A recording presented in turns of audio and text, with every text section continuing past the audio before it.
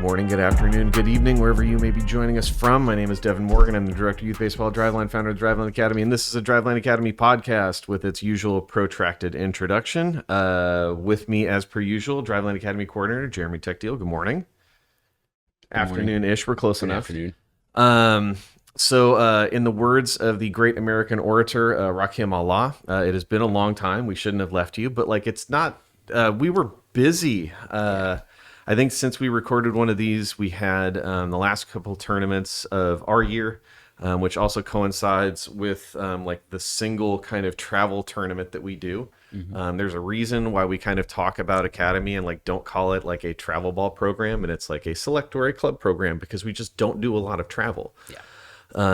It's we did the math, and basically every time you try to go down from where we are in Seattle to in Arizona, the hive pulsing center of youth baseball, it's going to cost you $2,700 between airfare, hotel, car, food, etc.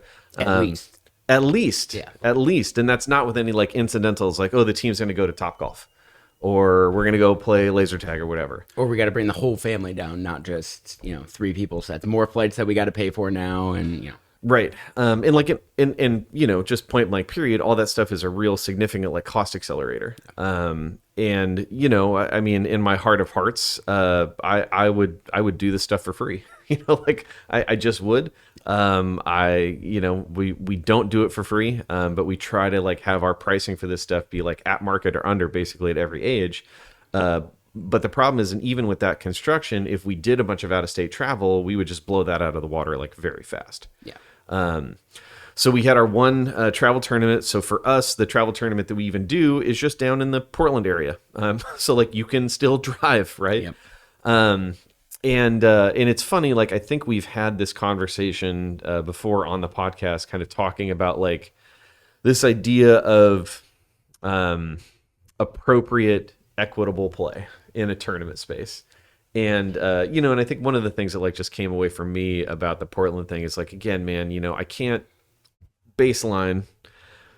If I invite an electrician to my house to solve an electrical problem, I don't just assume that they're also going to take a look at my plumbing. Tournament organizers, their job is to fill tournaments, and you can't really expect them to do much different. But I think, one of the things that you see play out in very specific terms in a tournament environment, it's just the wild biological disparity you see at 13s and 14s. Yeah. And how that stuff kind of affects teams, which is interesting because when we wanted to talk, today and talk, I think a little bit more specifically about the subject of coaches and systems. We just spent all this time talking about how having a high leverage coach is really, really important. And I think what we're going to say today is kind of the other side of the coin, which is the importance of a coach that has a system, if player development is a thing that you actually care about. Right. And it's in that tournament that we traveled to, there was a team that we played our last game against for our 13s, for our 13 team that Jeremy happens to coach, that it was good coaches, good dads, doing absolutely the best that they could. But if you don't have a system and you don't have kids that are kind of at the biological top of the food chain, it's hard to be competitive in that tournament environment, right? Because you just don't have enough horsepower, and you're not quite sure where to get it from, right. Which puts you just naturally in in a really tough space. And the thing that just blew me away about that last game specifically is the quality of coaching that those kids got. Man, those coaches were really good, tons of feel, great with the kids. You could tell that they weren't tactically bad on a field, but you do see, I think we saw a bunch of teams that weekend that were just undergunned. And this also kind of connects to the conversation we were talking about when Max Dudo guested with us a couple weeks ago about the system of player development at the professional level. Mm-hmm. If all it kind of revolves around is your bonus babies, your biological outliers, the kids that are just that are very good, and the teams have a bunch of money invested in them, and then like your double A, team just kind of revolves around like getting that kid ready, right? Mm-hmm. The same kind of problem exists in youth baseball and it's the beginning of that problem, right? The kid that is the biological outlier has just like understandably higher performance than kind of all of their peers because they're like a biological 15 playing 13s. Mm-hmm. That kid gets more attention because of their biological, the way they present at that time, and then that kid continues to get better, and like everybody else kind of like lags behind. And that disparity is like very obvious at a tournament like that, where especially once you get closer to the end of the year and teams are doing their recruiting pushes for next year, trying to get kids to stay or come to their organization. Other organizations do things differently than we do, so they are recruiting based on their records. So there are plenty of organizations who are dropping down to play against much lower competition to make sure that their records look a little better for those kids that they're trying to recruit next year. I'm so glad you're going here. I'm so glad. I mean, we saw it multiple times at the end of these tournaments. Yeah. Is you have teams with these biological outliers who should not probably be playing. They're doing their kids a disservice by playing them down against lower competition solely to make money for next year, so that they can and it's just like becomes very clear who cares about the development portion and who cares about. We just want like the best kids when they start coming here, and like we're not really going to focus on like developing in them that much. Our focus is going to be about recruiting the kids that are already good. Yeah. And then in a year we drop a bunch of these kids that we recruited because they were good because other kids have biologically passed them up, and we replace them with these new kids who have biologically passed them up, and we use our record from this year to like entice these kids to come and play with us, because who doesn't want to come and play on a winning team? And it's funny because like that loop totally explains why you have kids that have played on like 3 teams in 4 years. Right. Like, yeah. Of course, because you're just like, you're constantly like trying to hop. You're playing Frogger, right? You're like trying to play Frogger about like, well, I want to avoid the team that loses a lot, so I want to hop onto the one that wins. But like, you just kind of neglect skill development, which is literally the thing that like could help you get homegrown wins. Correct. You're just like, well, that's not a thing. Yeah. And I mean, this is not, dissimilar to if we talk about like professional organizations who emphasize trading for players over developing players. Yes. And like, I would rather sign a player as a free agent or whatever than like spend a bunch of money trying to develop a whole crop of players. And it's just what you value and like where your program is. And I know we had talked about this a little bit, but it's almost like with these 11-year-olds that they're learning the classic line that we hear a lot, especially last week with the trade deadline, is like, yeah, it's a business. And like, we got 11-year-olds learning that this is a business. Like, come on, what do we? And it's tough when you have to have like that. A 13-year-old that comes here to try out because their organization they had been at for 2 years gave their spot to somebody that's bigger. And it's just like, they failed you for 2 years and then blamed you for being failed. And then how dare you? Right. And now you're here. Imagine the signal to the parent, right? It's like, how dare you not have your child get lucky? Right. How dare you not win the Willy Wonka golden ticket? Yeah. Or you won it too early. Oh, sure. Yeah, and now kids have passed you, and because you won it early, like we didn't spend any time developing you because you were already at or above the aging curve, and most places don't even know what the aging curve is, so like they're just not even going to try to develop that kid. They're just like, oh, we got a kid that's already better than the other kids. Yeah. And then in 2 years, like that kid is not better than the other kids, and then that kid loses his roster spot, and I would hazard a guess that most of those kids quit baseball at that point. Depending on the age, they might try to find another select program, but again, it's like them learning that what big leaguers learn or minor leaguers learn at the trade deadline. They're like, oh yeah, it's a business. Right. At the end of the day, it's like, it's a rough lesson to teach a 13, 14-year-old. Yeah, and like when it's funny because I log into Facebook like once a week. I know my people. Old parents. We all use Facebook because we're old and washed and we're not really on TikTok or whatever. So I jumped in there a couple days ago and there's one of like the forums that I'm a reluctant participant in, just to like take the temperature of the ecosystem. And I'm just scrolling. There's like this picture of David Eckstein, and I'm like, and it's so a guy postulates, would David Eckstein exist? Would he exist in this modern analytics driven era? And like, it's very much a question. It's a statement in the form of a question. You're not really asking that question. You're just going like, oh, baseball is bad now because we quantify all of this stuff. And the suggestion is that like David Ecksteins of the world would not flourish in this current environment.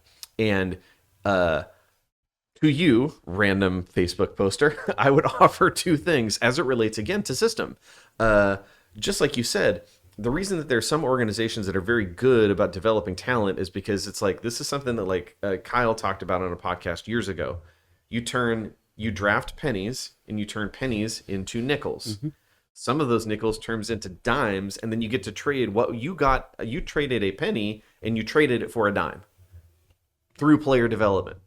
So, and I think the new thing that's kind of happening, right, is that like teams that are getting really good at looking for like specific outlier characteristics, right?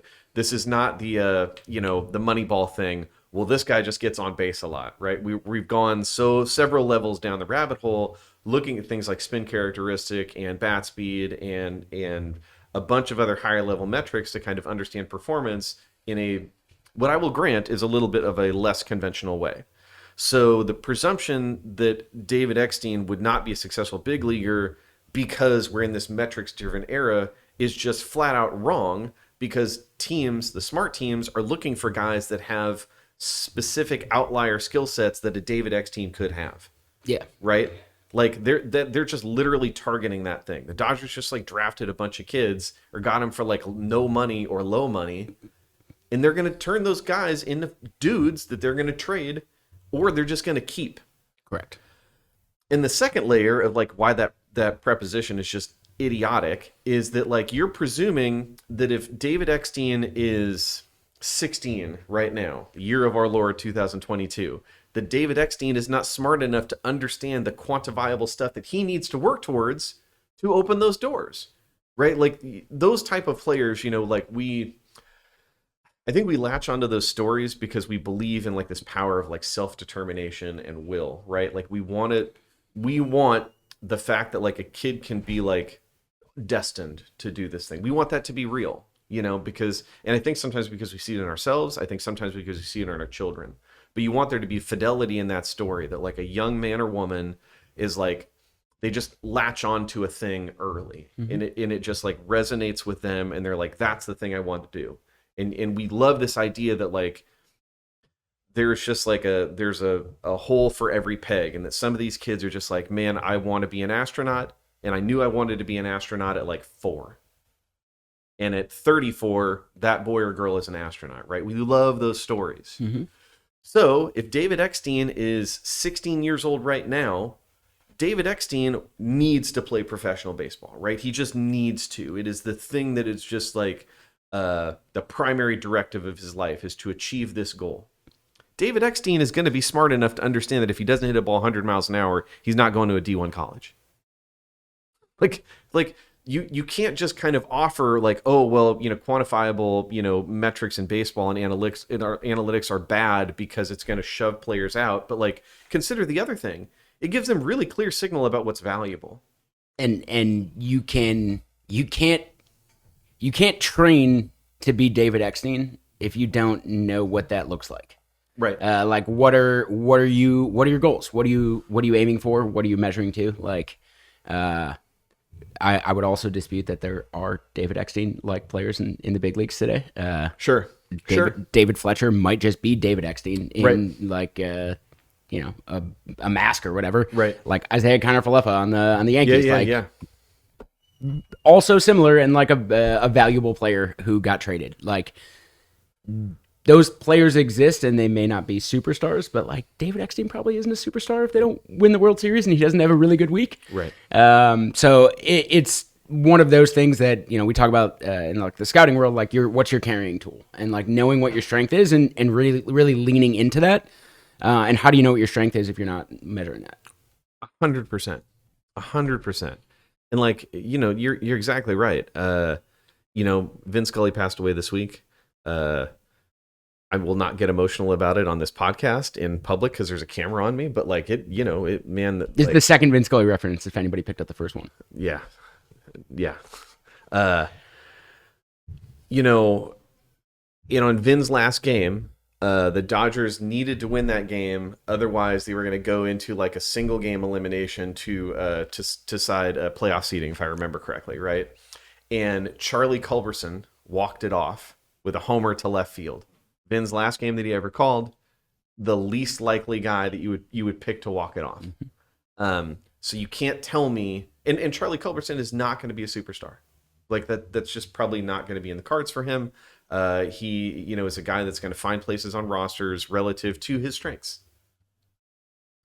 So the suggestion that like analytics are just missing these players for who have roles, like highly targeted in specific roles or specific skill sets or outlier skill sets or baseline tools that need refinement and development, those doors are opening for specific players in smart organizations, right? Correct. Like that is just a thing. So again, like all of this, I really think that like the problems of player development, where at the major league level you have organizations just like pay it lip service or don't exist all the way down the stack to us. Mm-hmm. I think the only weird thing is that like it seems like we're even more of a significant minority about kind of the approach, and again, which starts with having a system. Right. I mean, we're holding tryouts. We had one last weekend, and I was talking to a parent who had done some other tryouts, and obviously, like that's what people do in the select ball. Like they go test it out, do a bunch of tryouts, and he was talking about a place that uses all of our products, right? Like they throw plyos. Sure. I shouldn't say all of our products. They throw plyos, right? Like that's Sure. you walk in and they're throwing plyos, making it look good. We call that eyewash, but like they're making it look good. Like hey, we care about arm care and development. If you're just throwing plyos and you don't have a system to measure what you're throwing or like what improvement means, that's the definition of eyewash. You are just doing something to make it look good when you have no real plan of how that is actually going to make the player better. And that was like one of the things he said was, they throw the plyos, you guys give us the reasons for throwing the plyos and like, know whether he threw him, how much harder he threw them in December than he did in October. Right. And like these other organizations are not tracking that. Right. They're throwing the plyos and like saying the right things. But like this system really matters. And I know that's like a thing that we have stressed with anybody who has left our academy or things like that is, look, this is, parents are going to make the choice that they feel is best for their kid. Yeah. We're never going to begrudge them of that choice.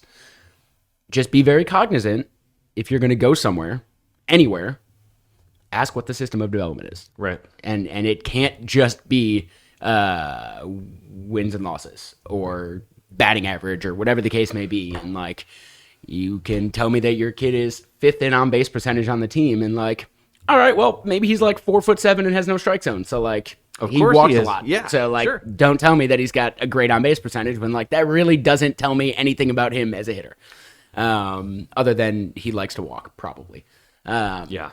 And this is something that like a lot of people, it seemed very crystallizing when they were here for tryouts as opposed to like going elsewhere for tryouts.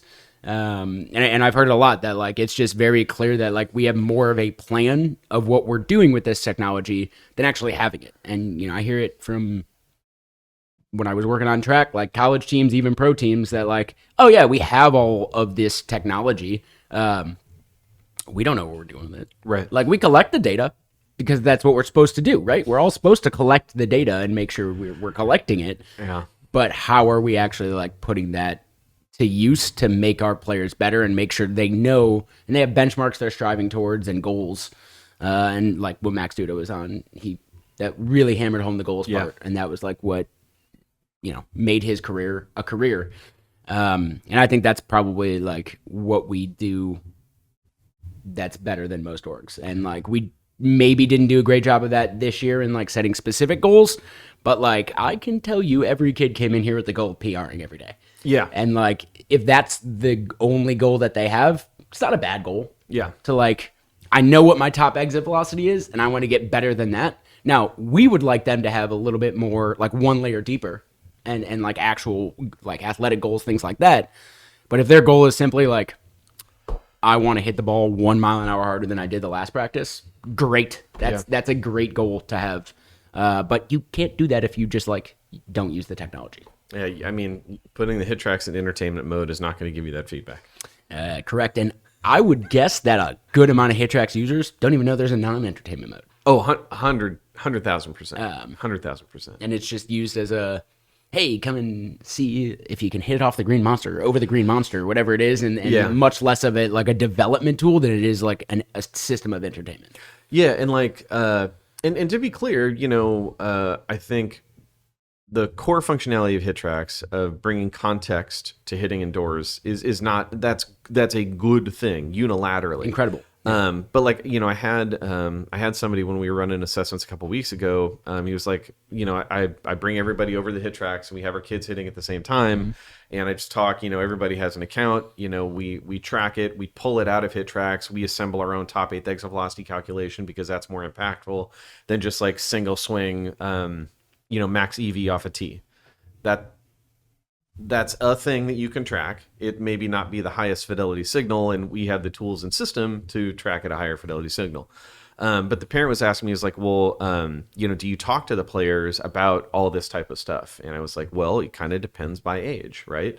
You know, for 12 and under kids, the core intention of walking in the facility and wanting to hit the ball harder than you've ever hit it before is totally valid. Like I just think that is totally valid because of what it correlates to, right? What we're really talking about is smash factor. You want to translate bat speed and exit velocity. You have to start with bat speed. Yep. There just isn't anything more important than bat speed. You can't convince me otherwise. The issue though is you need to correlate bat speed to exit velocity in application, which is why smash factor is the thing. You know, if anything, you know, has been true about kind of the direction of hitting training in the last probably like 5 to 8 years, it's that, you know, there was this shift towards like, well, everybody needs to hit for power.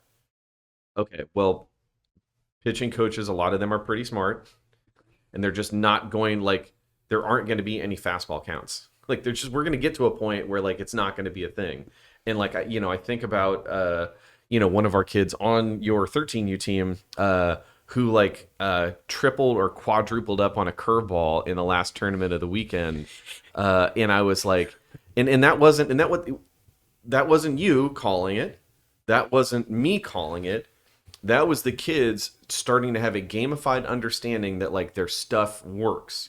And to be clear, this is not a gravity ball curveball. This is a curveball that's pretty firm and has shape and movement because of spin. Right, and it was I want to say, you said triple up or quadruple up. It was 6 in a row. It was 6 curveballs in a row. I couldn't remember. You know, they came back to the dugout, and I asked, you know, I am in no way mad about this. Yeah. I am thrilled that this happened. But just like poking around, like asking, like, what was the thought process behind calling? Because we are like very convicted here. Like we want them calling their own pitches. It annoys me to no end that when we're playing in tournaments and I look at the other dugout and the coaches are like giving signals to the catcher to call pitches. And just like, let them figure it out. Like they're going to understand it. And the catcher goes, who's younger than most of the other kids on the team, was just like, oh, well, they weren't hitting it. Like they weren't close to the curveball, so why would I stop throwing it? And it's like, yes, you have figured out the secret sauce. Like that is the correct answer. Throw it until they prove that they can hit it. And the kids didn't want to swing, and when they took swings, it did not look pretty. And like that's just, you know, we talk about self-organization. Like, does it get better than that? Where like you have a kid like figuring out pitch sequencing, and it's not even pitch sequencing. It's just like the same pitch over and over again. Because like, why would I stop? Well, I mean, but it also could be pitch sequencing because he was up there pumping 72, 73 when he did throw the fastball. Correct. And so they're looking for that. They see it look firm from the dugout, so they're getting in the box looking for the fastball, and then just curveball after curveball after curveball, and these kids don't know how to adjust to that. Yeah. So like, and again, there's a system for developing that we run in the facility. Mm-hmm. I would legitimately argue that the fact that we don't call pitches for them, but we give them feedback on what is good and what isn't, is the system that the way that system deploys itself on the field, right? I mean, because it is just, I mean, that is a system of learning. It's a system of learning and teaching. You know, in the facility, you learn relative to environment and constraint and implement an objective.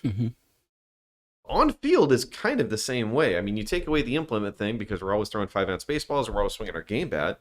But like environment and constraint, like all that stuff is just as valid. Yep. The only difference is that because we are not, and this is the tricky thing, you know, I understand everybody's value proposition in this whole thing is just different. You know, like I don't expect everybody to see it the way that we do. But I want to be really clear about the fact that we're not calling pitches for kids intentionally. It's not due to lack of care or due to lack of interest.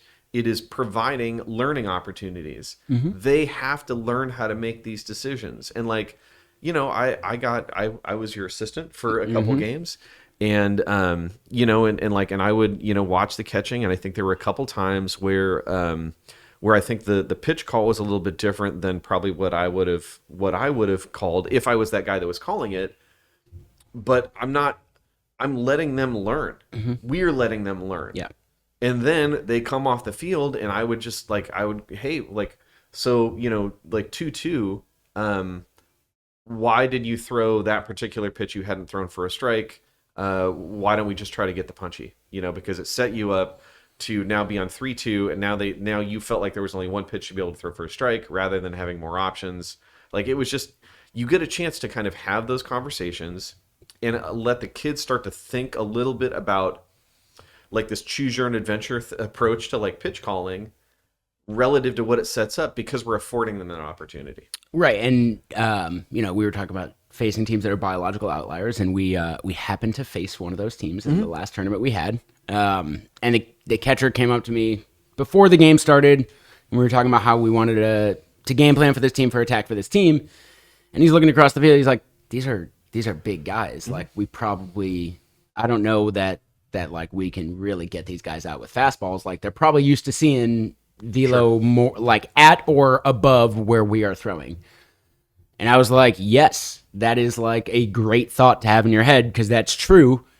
And what did he do that game? He called like 60% breaking balls. Right. And he got some goofy looking swings on kids that like were playing down to our competition level. Yes. In all respects. And like, we didn't win that game, but they learned like a very important lesson that like, you gotta know, you have to have a plan going in. Yep. And like, what is your plan? And he was fully expecting me to say, no, don't throw more than 50% breaking balls. Hey, do what you got to do. Like, if the breaking ball is your best pitch, go for it. I was talking to one of the kids who is one of our like relievers on the team. Really great curveball.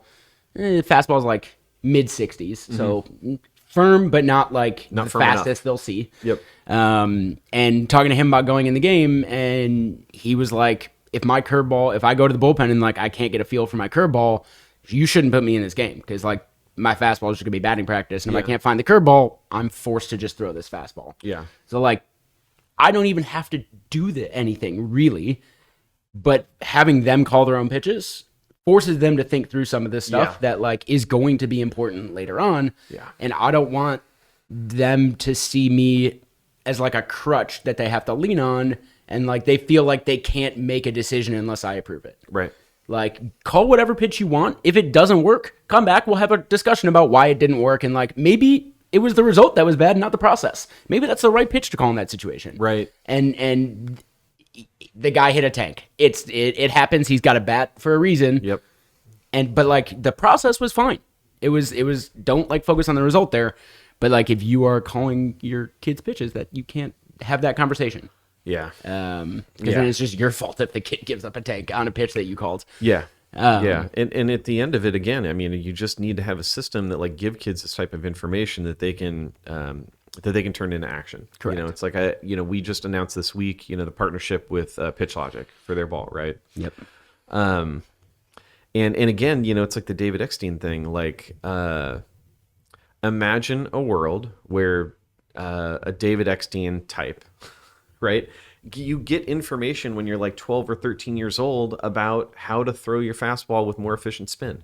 Mm-hmm. Right. I mean, I can't remember if we talked about this on the podcast or not. I tend to regurgitate the same stories, but like the grip optimization thing that we did with the 13s, right? You know, a lot of kids just throw like non-intentional cutters. Devices like Pitch Logic at the lower end of kind of the cost spectrum, Right. or TrackMan, Soto, whatever at the upper end of the cost spectrum, are going to give you information about that type of stuff.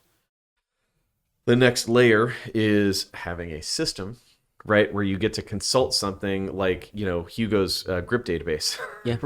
Right. So you go, all right, well, we're just talking about fastball performance, right? Mm-hmm. There isn't anything more important, probably, for throwing. You just need to be able to throw the ball hard and command it, right? Mm-hmm. And the problem with kids that cut the ball a lot intentionally is it's just like it's unpredictable movement. Mm-hmm. So not only is it like unpredictable location-wise, but you're also just the direction, spin efficiency of the ball is killing velocity, reducing carry. It's just, that's not great. Yeah.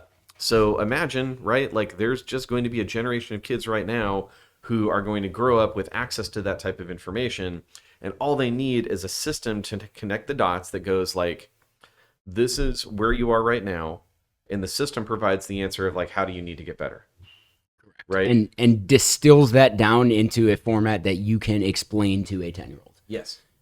Because, I mean, not even a 10-year-old, but like try having someone like Professor David Beskey explain any of like the R&D concepts that we have to like a grown adult, let alone a kid on our 18U team to our 10U team. Like, we don't have to explain every nuance of the detail of what goes into the system that helps us. We just have to be able to say like why we are doing this and be able to effectively communicate that goal to the athlete. In the vast majority of situations, athletes don't care about the nitty gritty stuff. Yeah. The biomechanical stuff. They just want to know, am I getting better? And how is what you're telling me to do going to make me better? Yeah. And like, that's to me really where the system comes into play, because it's not just anybody can collect the data, with a large enough budget, I guess. Sure. But anybody can collect the data. Not anybody can pull insights from that data and be able to give those insights to athletes in a way that is understandable to them, that doesn't take the fun out of the game of baseball. And that gets back to like the David Eckstein argument. Is like, I'm a nerd. I understand that I love the metrics. However, I understand that the reason I fell in love with baseball, for the most part, happened between the white lines and did not happen because of like Fangraphs. Although shout out Fangraphs, that did help later. But you can't, like, not every kid is going to love the data, and you don't want to make it feel like math class. Because they are just not going to have fun and they're not going to want to come back. So how do you take math class and gamify that? Yeah. And like give them these goals and these things to look forward to without like really telling them what is going on. Yeah. Like we talk about with, you know, our like the long-term athletic development games that we play with our 10U through 12U kids, where they're like running around smacking each other with pool noodles. Yeah. And you look at it and it looks like chaos. Like if you were just like a spectator and you're like, what is going on here? Like these kids are sprinting, chasing after each other, and like hitting each other with pool noodles, laughing, having a grand old time. It looks like no one's in control and there's just absolute chaos going on.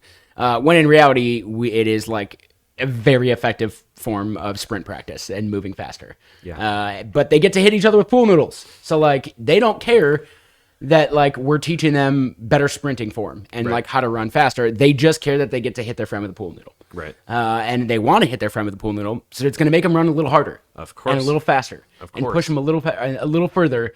Whereas like just doing regular sprint drills or like running poles is not going to make them want to do that or come back to the next practice.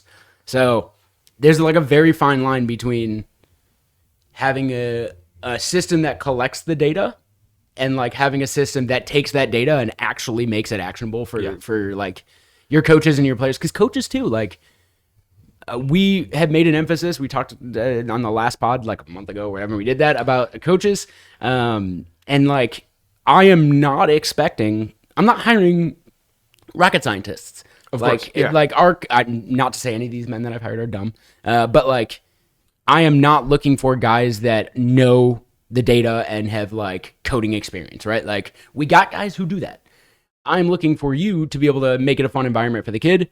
We will tell you exactly, because we have a system of how this works, of exactly what the point of doing this is and what the plan is.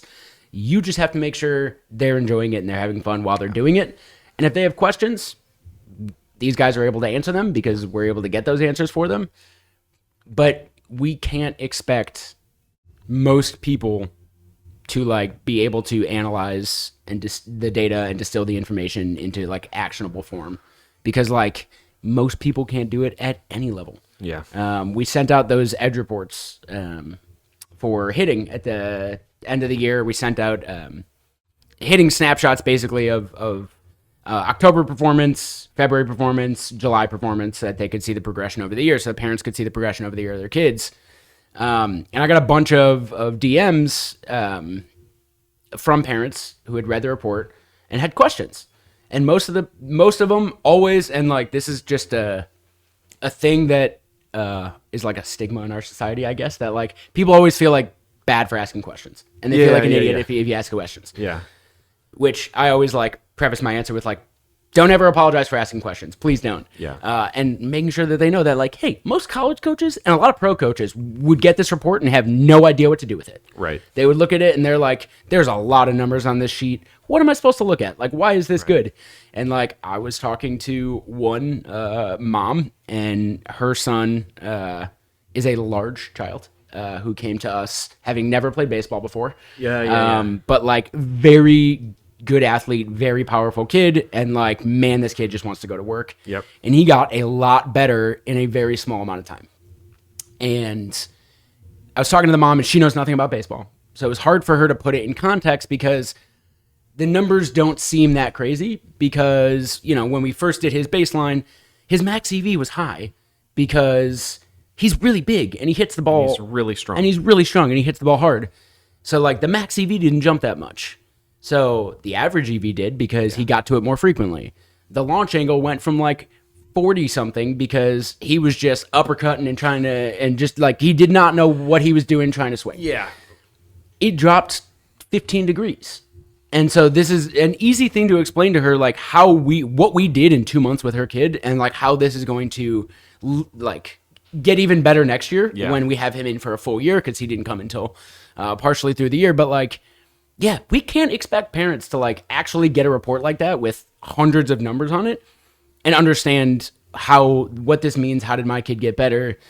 He may have like not really progressed in one of these areas. Is that a bad thing? Right. Is it like a bad thing that his average launch angle stayed the same? Well, depends on what his average launch angle was, right? Like, and most people at all levels don't understand how to like distill that report. And that's our job, to have a system that explains that to people and helps people understand that, and like, this is what we're trying to do. This is how we did it, and go from there. Yeah, which is only possible because we have a system that does something, and like you said, makes it actionable what it is that we actually collect, right? Like, that's just the whole thing, is being able to connect the dots between like, this is where you are right now, this is the stuff that matters, this is how you got better at the stuff that matters, and then here's a projection of like where we need to go. Yep. And again, like, I'll continue to like beat this drum that like that part of things, this like intermittent and then the long-term goal is like the thing. It is just, you can't have that system unless you test, retest. But like, once you do those things, it's connecting the dots between like, how do I make today's block of training the best that it can be relative to like my goals? So again, to like finish that story, you know, the dad was like, well, what do you communicate to kids? 12 and under, hit the ball hard. 13 and 14 is those bridge years. So it's like, we're starting to talk about like, hey, look, you know, if you're just trying to hit the ball, you know, 250 feet, but now you are playing on like 300, 315 fields in that bridge year before 90-foot baseball, we might have to go like, all right, what we're trying to do is trying to find some grass. And that means let's stay somewhere between like an, I don't know, 8 to 18 degree launch angle, 10 to 24, right? Like you can start to introduce these ideas. And again, all we're doing is just giving the kid information that they can ingest and to translate into intention and training, right? Like I was watching some of our kids last night, and like generally I'm not like a huge fan at the top end of things of like low line drive to the back of the cage, because to me, unless you hit that ball hard, you're just practicing making an out to the shortstop or the second baseman. And the game is kind of hard, and it only gets harder, so we probably don't want to practice making outs. Right. But, you know, we had some kids, some 14s and 15s for next year, and one of them was very consistently just like 50, 55, 60 degree launch angle. It's just like underneath it, right? He's just underneath it. It's like, all right, man, we need to shift the intention, right? If that's a 12-year-old, hey, I just need you to hit me a ground ball. 13 and 14, I was like, hey, you know, low liner right back at the cage. If it was a 15, you know, like a different 15-year-old kid, because this kid in particular, I didn't want to give him too much information. But like, hey, man, you know, look at the launch angle. Everything's like 40 or above. The reason for that is because we're getting under the ball. We need to get through it a little bit. Same intention as when we do our hitting plyo warm-up. Hit it flush, give me a low line drive, and let's try to get like 12 to 15 degree launch angle, right? Yep. The reason that it's sometimes hard for us to hire is because you need someone that can understand the science, but also have the art of communication.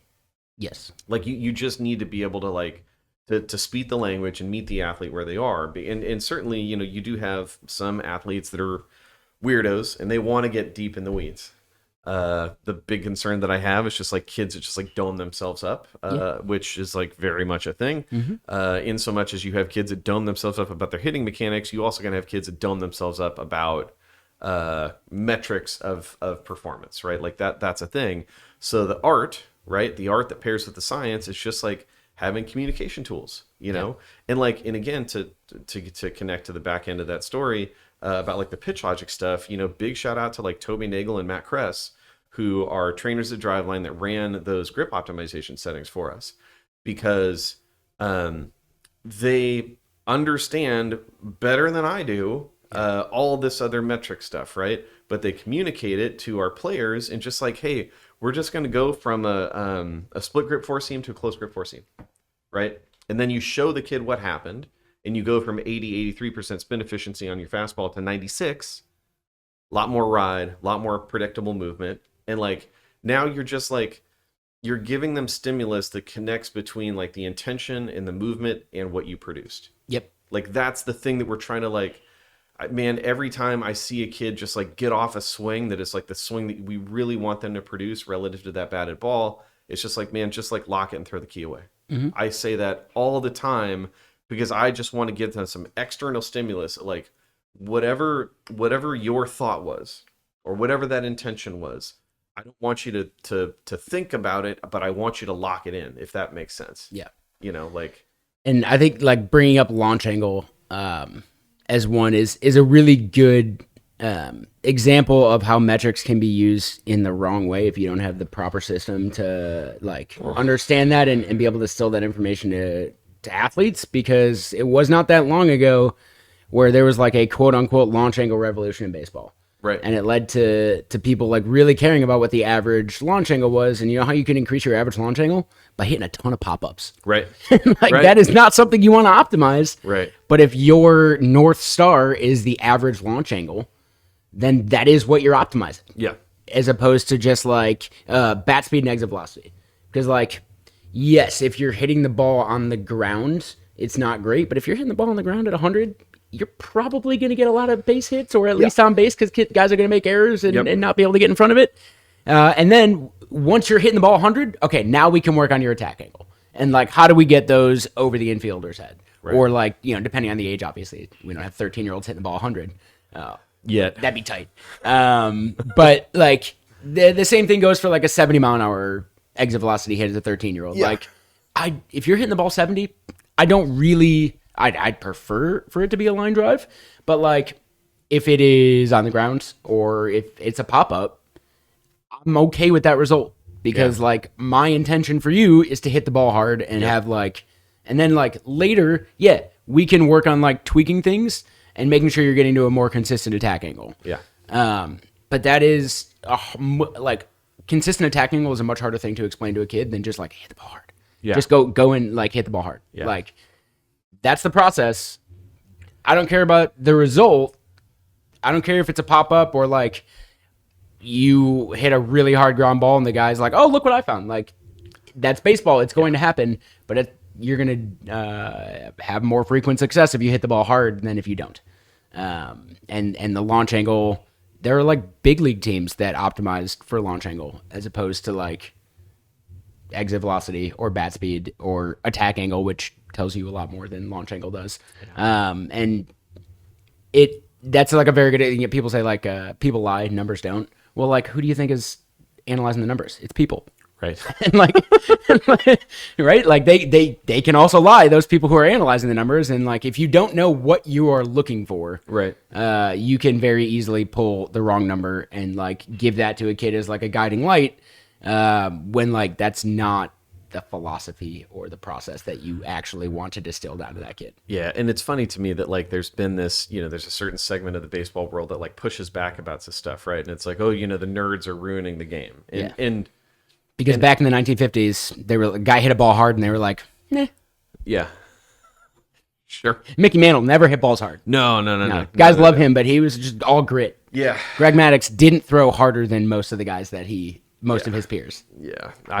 Boy, that is an evergreen gift. But the thing that I love is just like, it also kind of assumes that like, in the 90s, 80s, 70s, 60s, and in the past that like, that there was constant fidelity, right? That like all the coaching was good, which is in like, and I say this when we do, our assessments, we bring new families into the facility. Like, I was playing baseball in like the mid to late 80s into the early to mid 90s. I remember coaches talking to pitchers about like drop and drive, right? This was Tom Seaver 101. You want to get that back knee as low to the ground as possible. Not everybody has a biological a bunch of puzzle pieces they bring together that even allows them to have that movement solution. Right. I didn't have it when I was like 15. I certainly don't have it at 45. Right. But Tom did. And man, I just know that like the guys that I had coaching me at the time were not the only ones who were just like, did that thing. Oh, well, Justin Turner's good because of his launch angle. Therefore, all of you need to have a launch angle of 18 to 30 degrees, right? Is just as incorrect if what that means is you're just going to like look at average launch angle and try to like hit a bunch of ball pop-ups to drive that number up, right? That is a conclusion that is just incorrect. Justin Turner has the stuff to be able to do that. Not everybody does.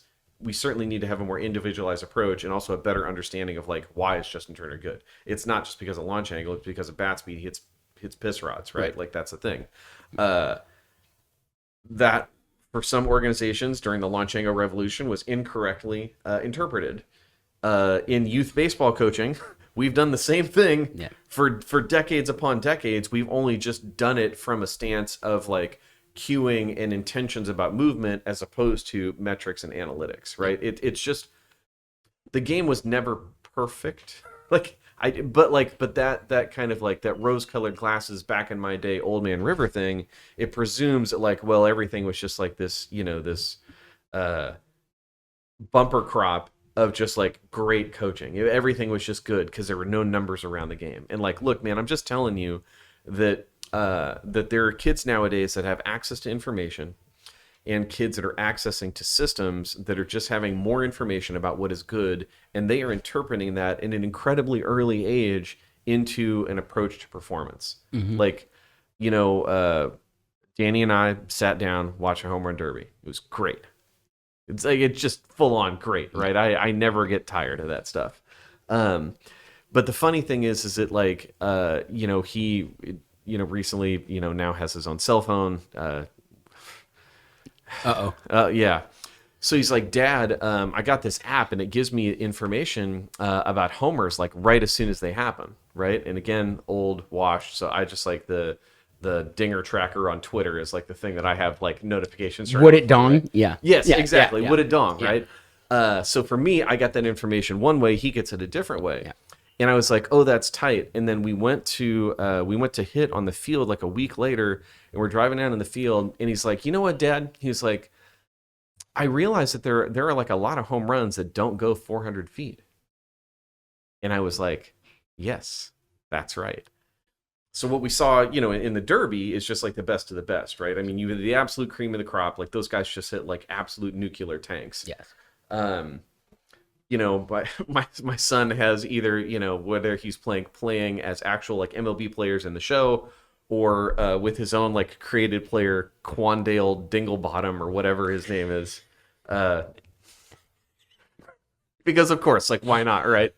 In the video games, Your son has a new nickname. Yeah, exactly. I don't even think he came up with that. They got it from somewhere. I don't know. It's these kids nowadays. But in the video game, all these guys, hitting bombs, 450, 500 or whatever. But then he signs up for this app and that is giving him information. Mm-hmm. And the information is there is a crap ton of balls that like are hit hard enough and far enough to be home runs, but they're not. It's not Juan Soto going like 483 left center. Yeah. Right. Kids are accessing this information and understanding what is good in a way that like, man, you can't stop it. You can't put your hole in the dam and stop this flow of information. It's never going to happen. Right. It's just never going to happen. So, as far as I'm concerned, the job as a coach, again, is to live in that art and science place, right? Mm-hmm. You live on the science side because you understand what is good. You help kids develop at or better than their biological expected average. And then you communicate that development to them in the art of like clear intention. Yeah, and that to me, if you go art and science is the system of development, and art is the coaching. Yeah, and they both matter. You need to have them both. But when we've been hiring for coaching, we have really been optimizing the art part of it. 100%. And like our systems, we are confident will do the job developmentally. We need you to make sure the environment is fun, it's a place that they want to continue to come back, and be able to distill that information that our system is giving you to make sure that they know they're developing or they're not developing, or whatever the case may be. And that, way too often, the argument is like art or science. And like, it's just, why is that an argument? What, you can do both. Because we're the same generation that was like, well, it can't be velocity and command. It has to be one or the other. Right. You can't possibly throw it harder than your peers and also know where you're throwing it. I love it. Sometimes I really wish I could jump in the time machine and jump forward because, it's like, I really just think about some of our young players that have now been in our system for 2 full years going into 3. And again, we've talked before about finally getting to like talk in depth about like the aging curve, understanding like normative performance. We have a pretty decent sized data set now that and I'll grant, it's players in the Pacific Northwest, right? But like we have a decent database now to understand normative performance, which means you understand the gap.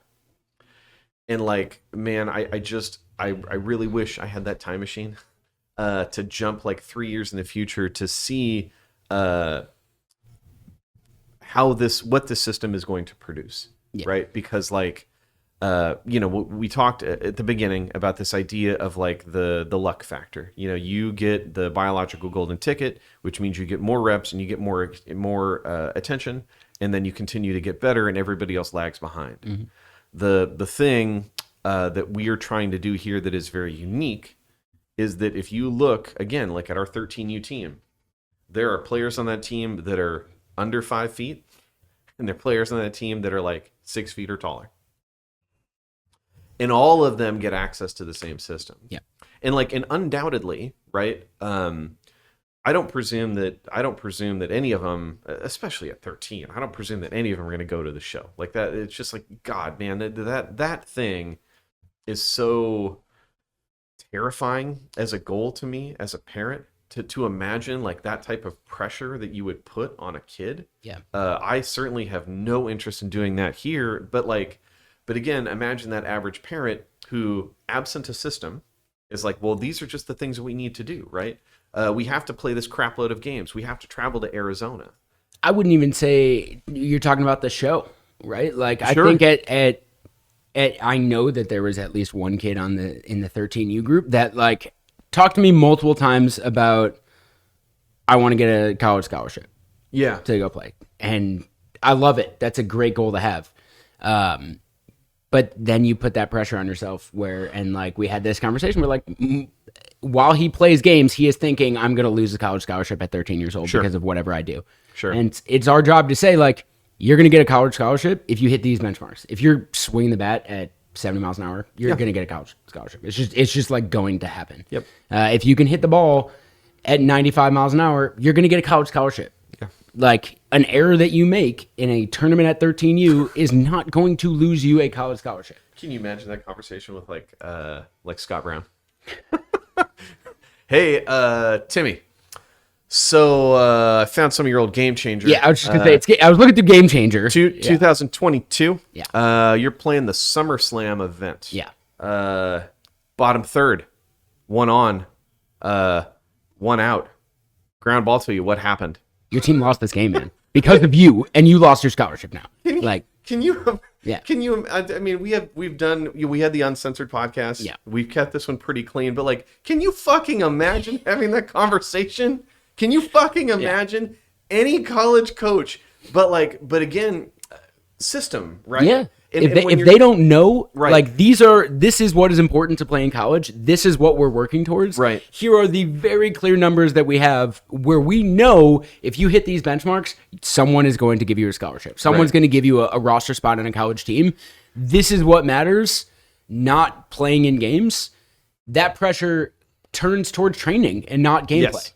And like that is where we want the pressure. We want you to put pressure on yourself in our gym because we can control that environment. Yes. We don't want you to put pressure on yourself in between the white lines because we can't control that environment, and there's already enough inherent pressure with like playing in front of a crowd. And then it's just like the base nature of our sport, right? You know, it's a team sport that has a spotlight shined on you for success or failure. Right. And then you add in all this environmental stuff, the kid worrying about future opportunities, you know, dad going, you know, we didn't spend $3,000 to go to Arizona so you could, you know, take a called third strike, Timmy. Yeah. Like, fuck, man. Yeah. Or the Portland tournament where a very real thing, the coach from the other dugout yelled, it was your son actually, who hit just an absolute piss missile. And the shortstop kind of ducked out of the way because that thing was crushed and he did not want any part of it. And the coach from the dugout is screaming, I don't care if it knocks your teeth out, you get in front of that, you're 13, you have to make that play. And I was just like, wanted to go up and give the kid a hug and be like, it is okay, this doesn't matter, you're gonna be fine. I also would have ducked out of the way of that ball probably.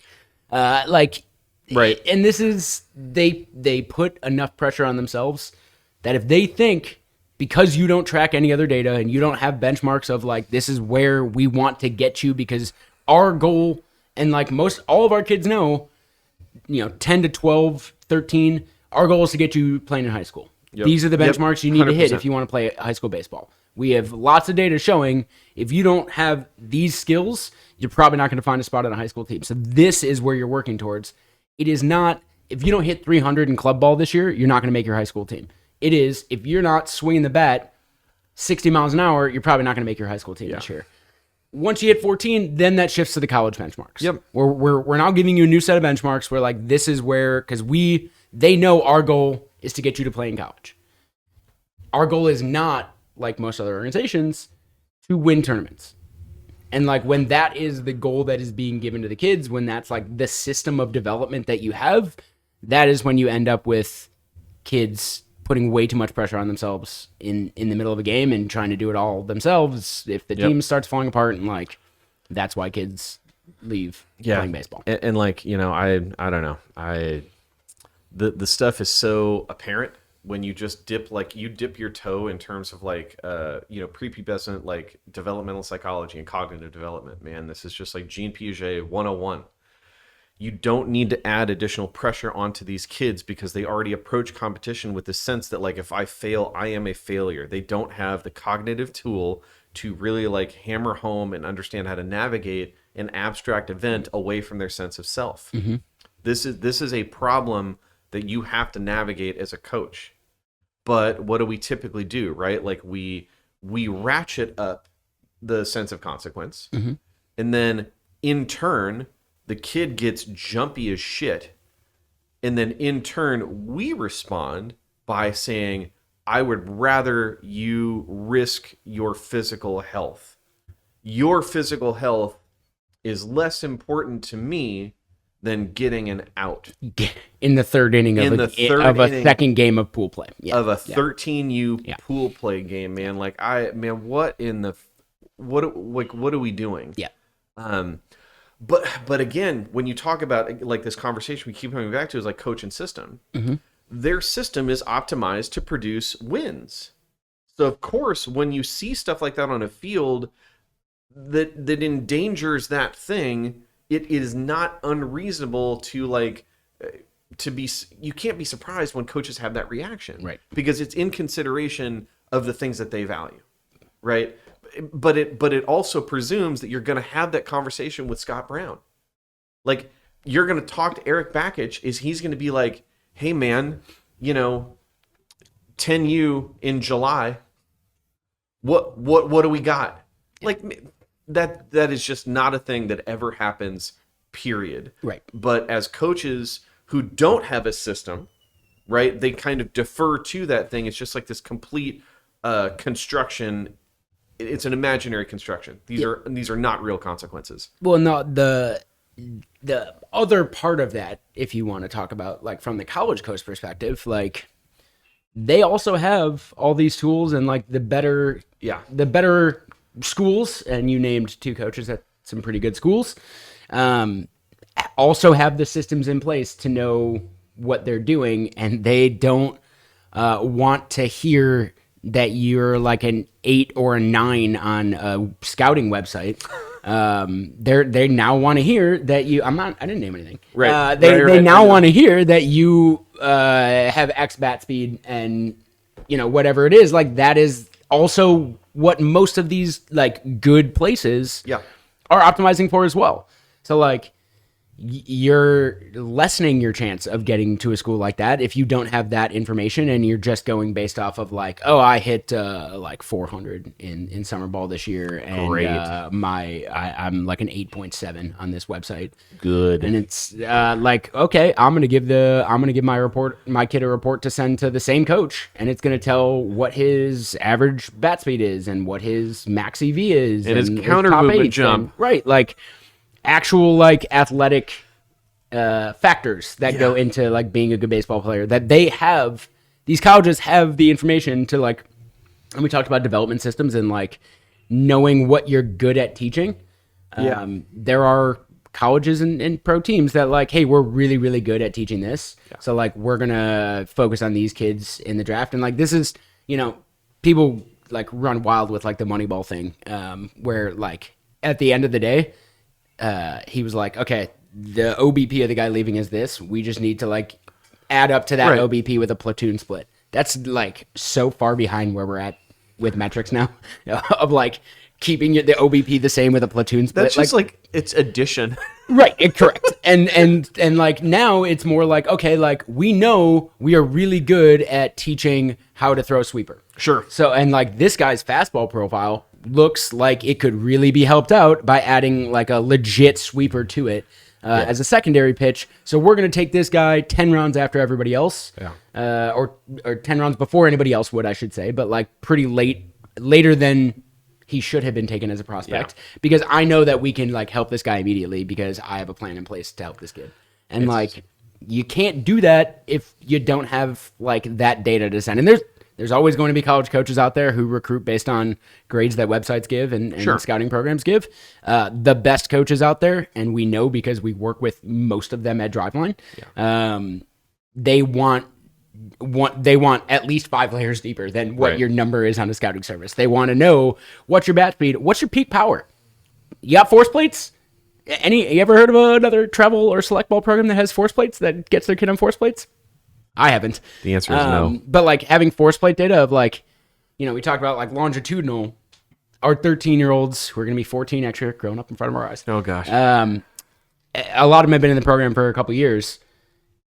When they're 18U, the reports that we're going to be able to send out to colleges of their development over time and the power that they're producing using force plates combined with the bat speed and the exit velocity data and the throwing and the command data and like all the other stuff that we have. Yeah, good luck trying to get a roster spot over that kid with your 8.7 on a website. Yeah. And what is the system that you are like using to develop these kids and like give them a chance to compete at the next level? Because like things are changing. Yeah. And you're doing a disservice to the kids if you refuse to admit that. Yeah. Yeah. And it all just comes back to art and science, and again, you consider a thing like pitch logic. This information is only going to get, easier to acquire, right? Is only going to be easier to acquire because that's just kind of like the nature of how technology is going to scale out. You have to have the art and the science. You have to have a process and a system to acquire and validate and test and retest your data.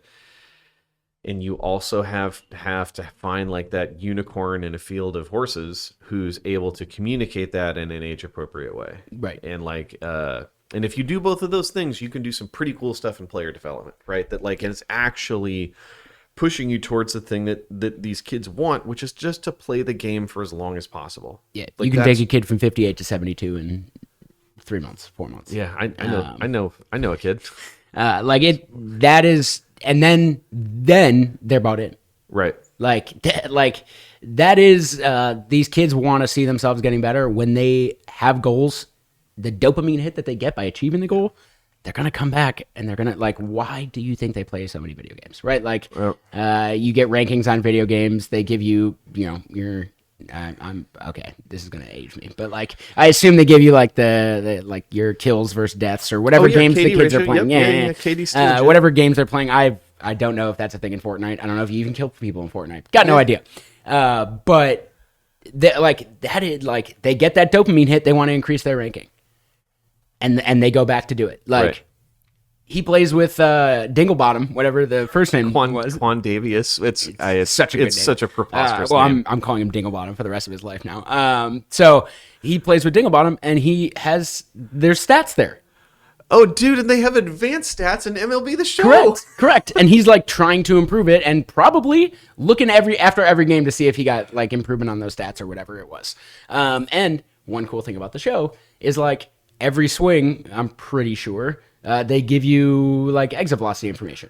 Man, like these kids talk about this stuff in these terms. Like Danny will tell me, it's like, oh, I perfect.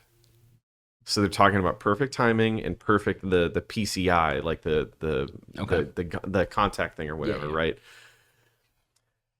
You can't stop the flow of this information. You just can't. Yeah. Right? Like, and I'm sure, that in 5 years it's going to get even weirder than it is right now. And 5 years beyond that, man, I can't even imagine where we're going to be. Mm-hmm. But what we do, because we have this art and the science thing, is just like we are going to continue to push. It's like I got Danny's, his year-end mocap report. And I forgot that we had force plate data now. Mm-hmm. And I forgot now that we have like energy transfer. Mm-hmm. And I'm like, okay, this is the first time that Danny's had a mocap that got this information. I'm really excited to see what this looks like at 13 versus 14 versus 15 versus 16. Yeah. Because it's just going to give us more insight at the top level to understand development, science, and then the art is applied. And this, again, had like a great mocap report reading with Matthew Kress. Shout out to that dude, because he's just a dude, capital D, who literally communicated this stuff to my 13-year-old in terms that like made sense to him. Yeah. Like we talked about the stuff that he's good at. We talked about some stuff that he could have improvement on, and communicating it at a level that is ingestible and actionable, right? Like, so yeah, man, it's art and science. I think that's probably the episode title, is Art and Science. I like it. Yeah. Should we wrap? Yeah. We should wrap. We got more meetings to do. as per usual, thank you guys for joining us and letting us talk about all this stuff. Man, I'm looking forward to the time machine. Hopefully I don't have a heart attack and stuff. You're going to go forward. I'm going to go back. Yeah, well, yeah. Well, actually, I'm going to put a blast sensor on Mickey Mantle and then tell all these old people, like, well, why do you think he was so good? Look at the bat speed here. No, it's just because, yeah. Skills haven't changed. Our understanding of them has changed. That's just the only thing. That is 100% true. And shout out to anybody that is like trying to, honestly, like trying to apply this type of process and system with your understanding of either their kids or their teams, because I just, I'm really, really excited about where we're going to go. I don't think I have zero presumption that all this turns into, an MLB pipeline. Because I think a lot of that stuff just still depends on luck, and it still depends on the child's choices more than mine. Correct. But what I am excited about is like a generation of kids to get a chance to connect on like that very simple process. I understand where I was. I worked my tail off, and I got a lot better. And then again, you get a chance to like to pay it forward by approaching youth sport through a lens of positivity, revolving around like concepts of engagement, right? Like this stuff is well understood in our classrooms. We just understand that like engaged students are higher performing and they're more resilient. And what's our game? Like our game is hard. Yeah. We probably need to cultivate resilient players. So anyways, man, I'm going to go on another like 5 minute, or we should just, I was going to say, I'll end this with a shameless plug that like, this is not as easy as we make it sound. We've got a lot of very intelligent people outside that door right there in this building that help us execute these things. And we are not blind to the fact that a lot of people don't have those resources. Yeah. So the shameless plug here is Join Plus. There's like a lot of great content there, and you get access to a Slack channel where you can ask questions and get answers. There's literally a youth section of the Slack channel that we are both in that like we will get you answers if you have questions. So if you're a youth coach out there who are looking for some answers, get a Plus subscription, hop in the Slack, ask us questions. We are here to help. We want to make sure that this thing continues to grow and that we can make youth baseball less crappy, one team at a time. Yeah. Yeah, and you get discounts on like Skills of Scale book, hacking youth throwing. You get all that stuff. Oh, way more shameless with the plug than I was. Oh, way more shameless, dude. Paid shill. I'll give the more aggressive message on there to end. If you're throwing plyos in your facility and you think that that's enough, and you think that you're going to carve into our market, and you think that you're going to win just because you throw some plyos and you like do that eyewash, you're doing a great job. Don't change. It's like what people say if you read it on Twitter, you're 5 years behind probably, where like most people are. So, I mean, we did put the plyo velo calculator up, but hey, it's gonna be. But we've been using that for a while. Yeah, so there you go. Thank you guys. As per usual, we'll catch you next time. Take it easy.